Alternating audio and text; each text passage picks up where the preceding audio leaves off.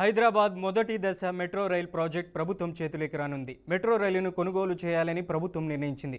ముఖ్యమంత్రి Revanth Reddy, L&T chairman Subramanian మధ్య నిన్న జరిగిన చర్చల మేరకు ఇరు వర్గాల మధ్య అంగీకారం కుదిరింది. గత కొన్ని రోజులుగా పలు ప్రత్యామ్నాయాలపై చర్చలు జరగ్గా నిన్న జరిగిన చర్చల్లో తుది నిర్ణయానికి వచ్చారు. మెట్రో రైలు కొను బ్యాంకుల నుంచి ఎల్ఎన్టీ తీసుకున్న 13,000 కోట్ల రూపాయల రుణ బాధ్యతను ప్రభుత్వం తీసుకుంటుంది. మరో 2,000 కోట్లను ఎల్ఎన్టీకి ప్రభుత్వం కింద చెల్లింపు చేసేలా ఒప్పందం కుదిరినట్లు సంబంధిత వర్గాలు తెలిపాయి. హైదరాబాద్ మెట్రో రైలు విస్తరణలో ఇది కీలకంగా మారనుంది.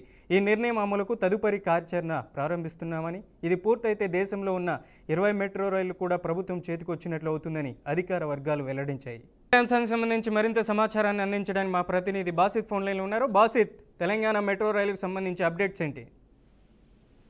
మనోజ్, హైదరాబాద్ మెట్రో రైల్ మొదటి దశ నిర్వహణ బాధ్యతల నుంచి నిర్వహణ సంస్థ ఎల్ఎన్టీ తప్పుకోబోతుంది. ఇక నుంచి తెలంగాణ ప్రభుత్వం చేతికి హైదరాబాద్ మెట్రో మొదటి దశ ప్రాజెక్ట్ రాబోతుంది. ఈ మేరకు CM Revanth Reddy, L and T CMD మధ్య నిన్న అంగీకారం కుదిరింది. దీంతో హైదరాబాద్ మెట్రో మొదటి దశ ప్రాజెక్ట్ కూడా రాష్ట్ర ప్రభుత్వం కొనుగోలు చేసినట్లే తెలుస్తుంది. ఎల్ఎన్టీ గ్రూప్ సిఎండి మరియు ఎస్ఎన్ సుబ్రహ్మణ్యం తో పాటు సంస్థ అధికారులు సీఎంతో సమావేశమయ్యారు. ఈ సందర్భంగా తెలంగాణ ప్రభుత్వం ఎల్ఎన్టీ ఒక అభిప్రాయానికి వచ్చినట్టు తెలుస్తుంది. ఇందులో భాగంగా ఎల్ఎన్టీకి ఉన్న 13,000 కోట్ల అప్పును కూడా రాష్ట్ర ప్రభుత్వం టేక్ ఓవర్ చేసేందుకు కూడా సుముఖత చూపినట్లు సమాచారం. దీంతో పాటు ఎల్ఎన్టీకి ఉన్న 2,100 కోట్లు నగదు చెల్లించేందుకు కూడా తెలంగాణ ప్రభుత్వం సిద్ధమైంది. దీంతో హైదరాబాద్ మెట్రో రైల్ రెండో దశ నిర్మాణం వేగవంతమయ్యే అవకాశం ఉంది. దీనికి సంబంధించి భారత ప్రభుత్వం ఆమోదం పొందేలా కూడా చేయాలనే లక్ష్యంతో ఇరు పక్షాల మధ్య చర్చలు కూడా జరిగినట్లు సమాచారం అందుతుంది. ఈ నిర్ణయం తీసుకున్నట్లు కూడా తెలుస్తుంది. కాగా హైదరాబాద్ మెట్రో 69 కిలోమీటర్ల మొదటి దశని ప్రభుత్వం ప్రైవేట్ భాగస్వామ్యంతో 22,000 కోట్ల నిర్మించిన సంగతి తెలిసిందే. హైదరాబాద్ మెట్రో రైల్ 69 కిలోమీటర్ల ప్రభుత్వ మరియు ప్రైవేట్ భాగస్వామ్యంతో 22,000 కోట్లతో నిర్మిస్తే అది 3% ప్రయాణికులకు మాత్రమే అవసరాలు తీర్చే విధంగా అది ఉంది. గతేడాది జూన్ లో 1.38 crores మంది ప్రయాణికుల రాకపోకలు సాగితే ఈ ఏడాది జూన్ లో ఆ సంఖ్య 1.24 కోట్లకు తగ్గింది. ప్రధానంగా గుమ్మం నుంచి గమ్యం దాకా అంటే ఫస్ట్ లాస్ట్ మైల్ కనెక్టివిటీకి సంబంధించి సరైన ప్రజా రవాణా లేకపోవడమే ఈ సమస్యగా మారింది. మెట్రోని నిర్వహిస్తున్న ఎల్ఎన్టీ ప్రభుత్వ సంస్థ హెచ్ఎంఆర్ అన్ని వేళల్లో అన్ని స్టేషన్లో ఈ సదుపాయం కల్పించడంతో విఫలమయ్యాయి. దీంతో నగరంలో కష్టమైన 71% మంది వ్యక్తిగత వాహనాల్లోనే ప్రయాణం కొనసాగిస్తున్నారు. స్టేషన్లు పార్కింగ్ ఫీజులు చెల్లిస్తున్నా, ఆటోల్లో వస్తే ఎక్కువ డబ్బులు చెల్లిస్తున్నారు. మెట్రో ఎక్కువడానికి కూడా వెళ్ళినా దిగినా ఇదే పరిస్థితి. ఛార్జీ గురించి కాకపోయినా సమయం కూడా వృధా అవుతుందని చెప్పి సమాచారం అందుతుంది. ఇక మహిళలకు ప్రభుత్వం అందిస్తున్న ఉచిత బస్సు ప్రయాణంతో మెట్రో రైలుకు ప్యాసింజర్లకు తగ్గారు. మెట్రోలో ఇదివరకు సెలవు రోజుల్లో రోజు మొత్తం 59 రూపాయలకి ప్రయాణించే అవకాశం ఉండేది. ఇప్పుడు ఆ అవకాశం కూడా లేకపోవడంతో మెట్రో స్మార్ట్ కార్డులు ఉన్న వారికి కూడా ప్రయాణంలో ఛార్జీలు 10% రాయితీ ఉండేది. ఇప్పుడు అది కూడా తొలగించారు.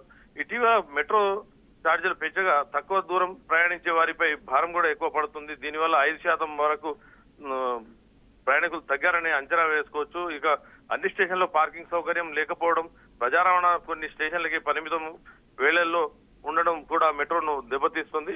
మెట్రో రైలు 3 కారిడార్లలో 56 స్టేషన్లు ఉన్నాయి. ప్రారంభం స్టేషన్లు మియాపూర్, నాగోల్, ఎల్బీ నగర్, రాయదుర్గం.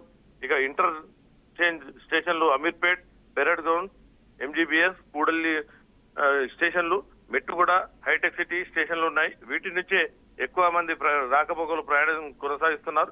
వీటి నుంచి కాలనీలకు, కార్యాలయాలకు చేరుకునేందుకు ఫీడర్ సర్వీసులు ఉదయం సాయంత్రం మాత్రమే అందుబాటులో ఉండడం, మిగతా స్టేషన్లకు అన్ని వేళలా ఈ సేవలు అందేలా చూడాలని చెప్పి కూడా ప్రయాణికులు కోరుతున్నారు.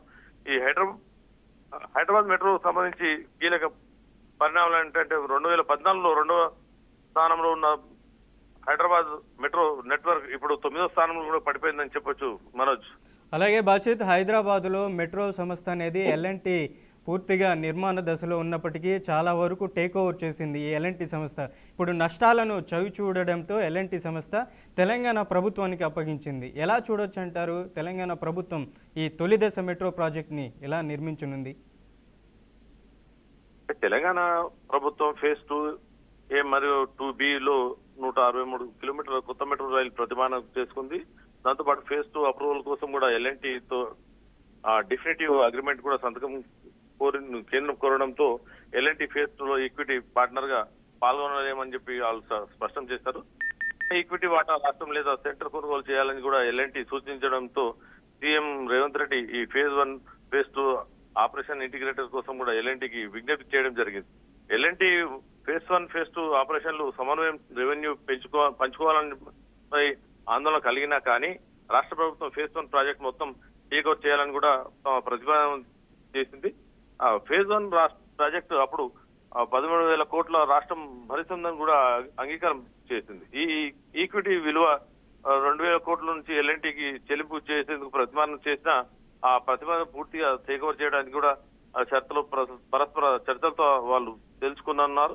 ఈ మీటింగ్ లో రాష్ట్ర సలహాదారులు అధికారులు ఎల్ఎన్టీ టాప్ మేనేజ్మెంట్ కూడా పాల్గొని ఈ సమస్యకు పరిష్కారం అయ్యే విధంగా రాష్ట్ర ప్రభుత్వం చొరవ చూపుతుందని చెప్పొచ్చు. Manoj. Right Bashith, thank you for the update.